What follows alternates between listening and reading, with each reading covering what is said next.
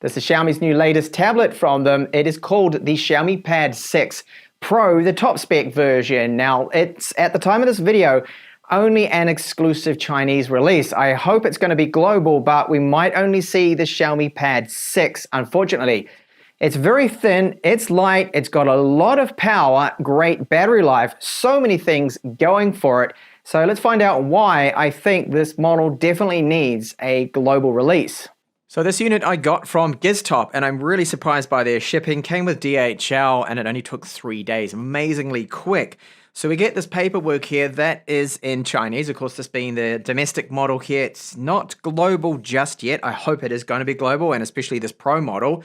A 67-watt charger, so it fully charges the tablet in just 1 hour, and that is their claim, but I get just over that. It's not bad at all for a 8,600 milliamp hour battery, and of course the cable. So that's what is included. There is no SIM tray tool because there's no SIM support. So I'm really liking the build quality of this Xiaomi Pad 6 Pro. This is a matte finish on the back of it. The metal, the alloy feels really good. The edges aren't too sharp. They're not super rounded off either. And then we've got, of course, our 50 megapixel camera right here. There's a mic on the rear, dual tone LED flash, and 2 megapixel depth camera. So great that it's not a 2 megapixel macro. That really has no point, but the depth camera is to help out with the portrait shots. So 3 Pogo port pin connectors right here for the attachable optional keyboard. There's also an optional stylus. Now this review unit did not come from Xiaomi that I've got right here. And unfortunately, I don't have the keyboard or the stylus. It just wasn't ready in time. Giztop did not have it. Now, I've got some super exciting news that I am so happy about, and I'm going to use it, and I have been, and that is the Type-C port here. Yes, finally, you guessed it. It does support video out. So we don't have a 3.5mm headphone jack and no micro SD, but we've gained that. Video out, and it is USB 3.2. Now, it's only the 5 gigabits per second, but I'll take that over USB 2 speeds any day. Microphone here, we've got 2 of our loudspeakers, and these are Dolby Atmos. They do support Dolby Atmos. The screen also does support Dolby Vision, so you can see on the other side, there they are, and it's marking there the Dolby Vision, Dolby Atmos. Now this is not a SIM tray. Sadly, this model, unlike the previous, it does not have SIM support, so no network connectivity with it. This is a capacitive, always-on fingerprint reader / power button. There is face unlocking with a 20 megapixel camera right here, and it does seem to work pretty well. But remember, it's not that secure, but the fingerprint reader is. And this is working really well. So I've enabled through the settings to touch it to enable it, which can sometimes trigger some accidental ones, but I simply just tap it, and you see there it goes, and unlocks just like that. Now that isn't the fastest I have seen from a fingerprint reader, but it's not bad. I'll do that one more time, so touching it now. All right, that was a lot quicker. That was under a second. And the bezels, they're not bad at all here with it. Now the tablet is light. It is just 490 grams, and the thickness is the best part, I think. It is 6.5 millimeters. Now you see up here we have a blank here. Now that's not anything. It's not a button. It's not a SIM tray. That's probably where the SIM tray would be if they did have the network support with it. So we've got microphones here and a metal volume and up and down button. Now these buttons do not rattle. They have a very good feel to it. So overall, the build quality is excellent from the Xiaomi Pad 6 Pro. Our display here is an IPS. Now 144 Hz is the refresh rate. Now I do have this widget enabled through the developer options because I want to look at the frame rate and the refresh rate. Now I've been monitoring this, and I can happily report here that yes, it is 144 Hertz, and it is running at normally 144 frames per second. You see the occasional dip down to like 135 or something like that, but it's normal. That is going to happen on any tech there. So that is just fine there. Now, looking at the screen, brightness is 450 nits is what I'm measuring, just over that.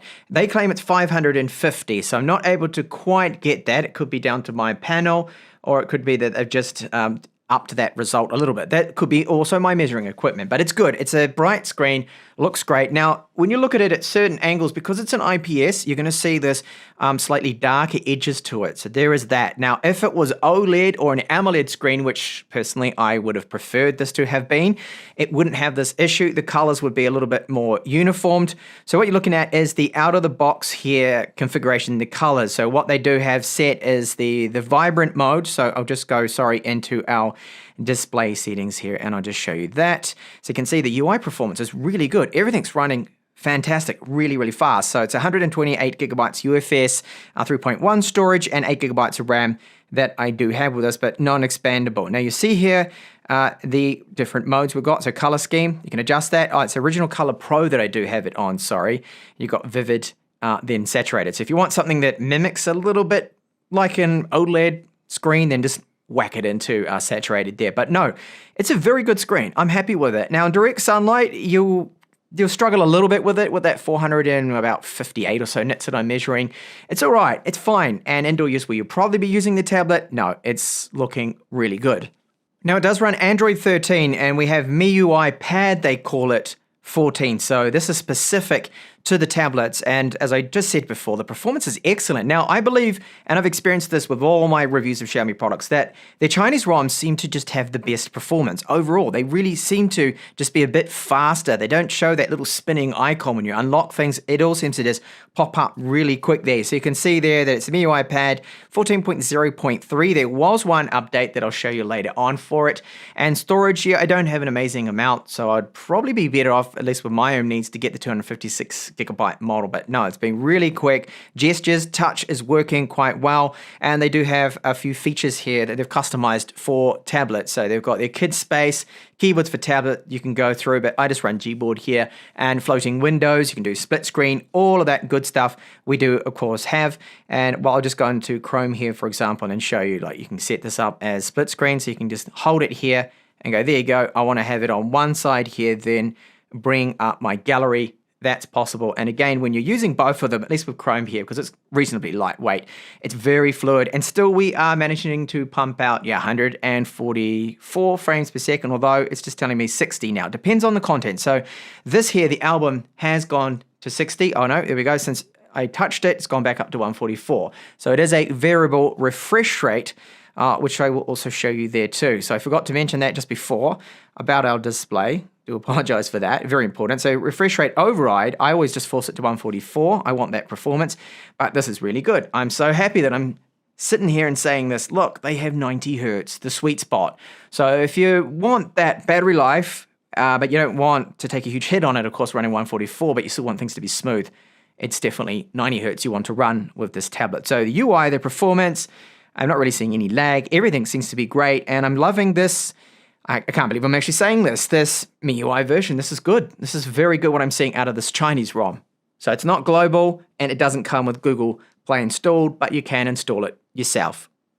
Now the tablet does not have any flicker, it doesn't suffer from that issue. You won't see any banding or any flicker or any problems. You get that with the OLED screens, AMOLED screens, but this is IPS, so we're not suffering from the pulse width modulation issue that some of you do have.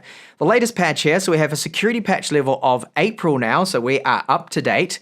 And here, this is what the ROM is like after you remove all the Chinese bloatware. So yes, there is quite a bit. There's all these different Chinese apps on there, but when you clean it up, just remove here. Netflix wasn't there, Amazon Prime Video, and Genshin. Those are my own installs there. But once you get rid of that, you are basically bloatware free. I think it's even better here than the global ROMs from Xiaomi that tend to be quite bloated. This doesn't seem to be as bad, and a lot of things you can just completely get rid of.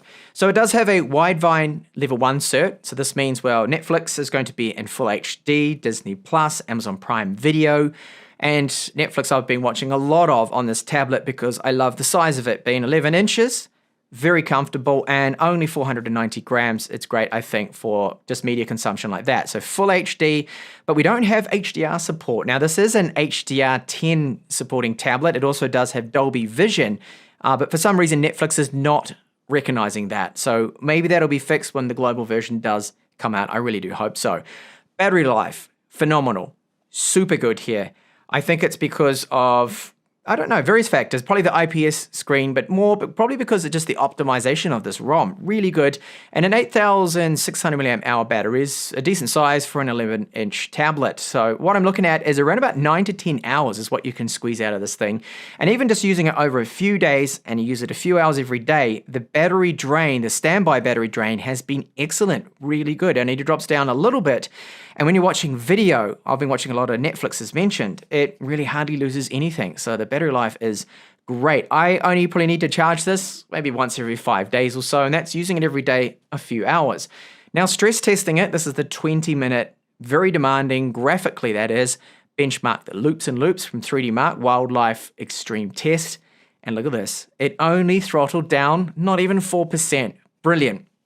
Really good. You see this when you game, and I have my gaming test coming up soon, that the thermals are great, doesn't seem to really throttle at all, and they've done a very good job there with the cooling of the Snapdragon 8 Plus Gen 1 with this 11-inch tablet. Now, internal storage, very quick. This is UFS 3.1, so yeah, it's not UFS 4.0, the latest and greatest, but you need the Snapdragon 8 Gen 2 for that, of course. But these speeds, no one's going to be complaining about them. I mean, look at the random reads and writes. They are very good, and there is no lag coming from this tablet when you're installing or loading your applications, or even just viewing your gallery with a lot of photos and apps and different documents. There's no lag with that at all. So a very respectable, great score here. We are looking at flagship performance still, even though, yes, it's a last-gen chip. So just over 1 million points here for our Antutu score. That's great, and it only went up 3.9 degrees Celsius, losing 3% battery. Very good result here. A great use of this tablet is this too as well. So ebooks, PDF files. I will just jump into this, which is quite a heavy file here that is running now through this PDF file through Google Books. And you can see here, I'll just dismiss that. It wants me to go over into the night mode. The performance is excellent. Now, this is not still quite iPad level when it comes to heavy PDF files. I don't think they'll ever be able to match that, but it still is really good. It plays a little bit of catch up. So holding it in portrait comfortable, it's only the 400, of course, and 90 grams. And really, I have found it to be a great device here for ebooks and PDFs. So I'll have a look now quickly at an ebook. And this is great. It does look good. The text is sharp. I don't find I really strain my eyes. And do remember that you can invert the text. So you can have the background black, the text white if you find that a little bit more comfortable. You can put a blue light filter on, and you can also make this all grayscale and just change a few things there to make it even more comfortable. So as an ebook reader, it is fantastic for that. A little bit overkill too with that kind of performance. And for you gamers out there, you've got fantastic performance here with the Xiaomi Pad 6 Pro. It's very good. So I have it on the highest visual settings here, Genshin Impact, and you can see the frame rate, well, it's 60 frames per second, normally solid. I do sometimes see it occasionally dip to 51. 51 or 50 is the lowest that I have seen with this game, which is great. And yes, I do realize I'm not in a super built up area, so it could lag a little bit more. But this is probably one of the best kind of performances you are going to see out of a tablet with this price point here. So great for gamers, great gaming performance, and because of the quad speakers, very immersive, great audio, and just in general, I love gaming on the Xiaomi Pad 6 Pro. And what about our audio? So we have the 4 speakers on this side, and if you are holding it like so and you're watching, for example, some YouTube videos, you can accidentally block at least 2 of those speakers, but I don't find it to be too much of an issue. Now, of course, if you've got a tablet stand, you'll use that, or if you have the keyboard, you can use that instead. And these speakers here, so they are Dolby Audio speakers, the 4 of them, quite loud, reasonable amount of bass, well, just a little bit. Mids are fine. They're actually pretty good speakers for an 11-inch tablet. So I'll give you a sample of them, but just before I do, this is YouTube playback here at 1080p. I've set it to the higher picture quality. In fact, no, that's 4K that it is currently playing right now. And look at it. It's smooth. It's fine. It does not seem to be dropping any frames per second because it's running at 29 to 30 frames per second here. But anyway, here's a sample of the 4 speakers.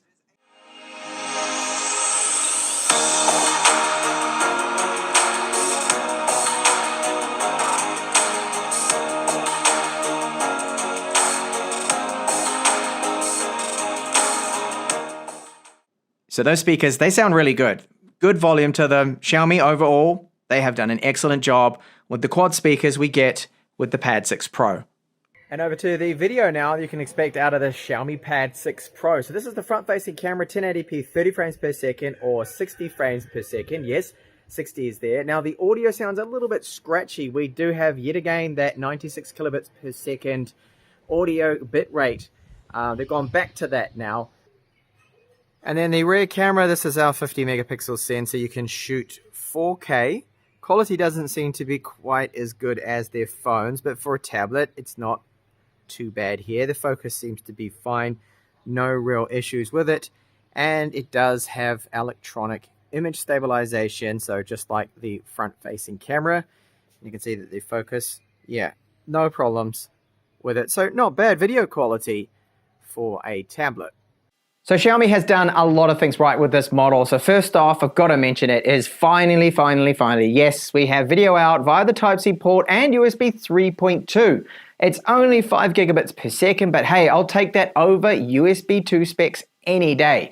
So the screen IPS, it does show a little bit of dark edges around the corners, but overall it's not a bad screen, super responsive to touch.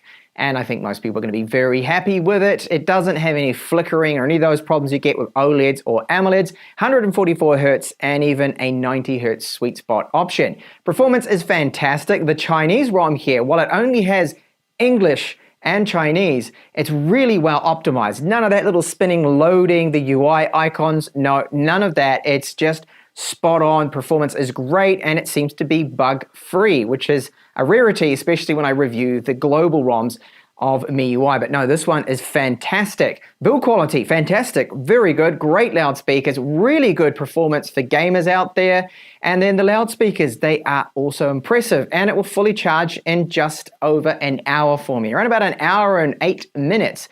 Will charge the 8,600 milliamp hour batteries. It ticks so many boxes, but it's not global, no micro SD card, no 3.5 millimeter headphone jack, sadly, and it does not have 5G or 4G support. Pricing of the global version, if we get it, I hope is closer to the Chinese pricing, but it'll likely be quite a bit higher. So thank you so much for watching my review here of this fantastic Android 13 tablet from Xiaomi, the Xiaomi Pad 6 Pro.